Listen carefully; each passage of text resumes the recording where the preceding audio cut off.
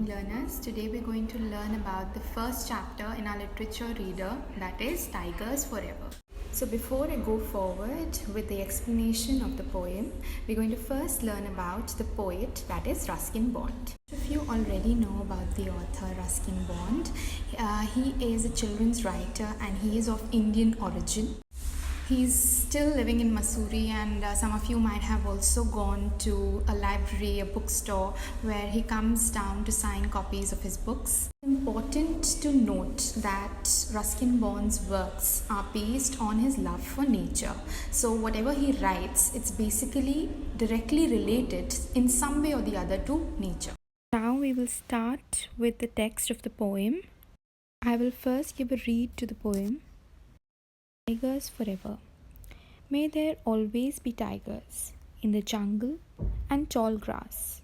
May the tiger's roar be heard.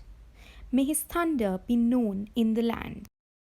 At the forest pool by moonlight, may he drink and raise his head, scenting the night wind. May he crouch low in the grass when the herdsmen pass, and slumber in the dark caverns when the sun is high. May there always be tigers, but not so many that one of them might be tempted to come into my room in search of a meal.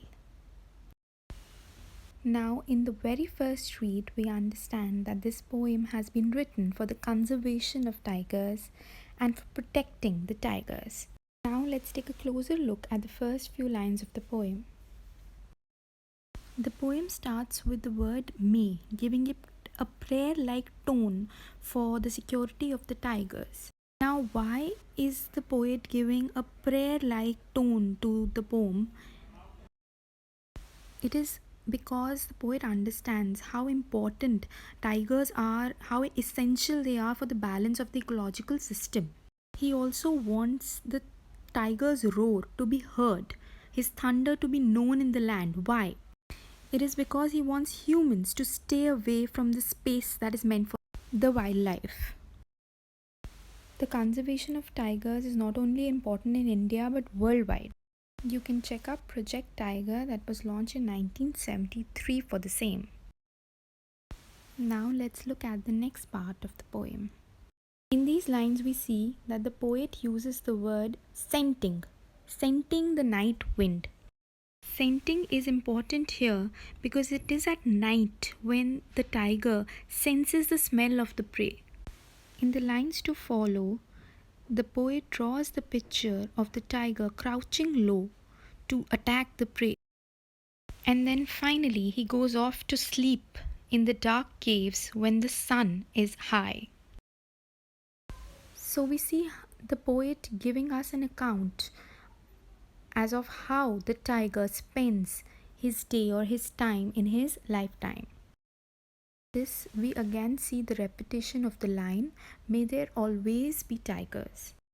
This has been done to emphasize the main point that is suggested in this poem, that is conservation and preservation of tigers. Now the poet shifts from a serious tone to make the poem a little humorous. The lines, but not so many that one of them might be tempted to come into my room in search of a meal, suggest that the poet is trying to create some kind of humor. This shift between the tones is important because the poet is trying to give a lighter undertone to the poem.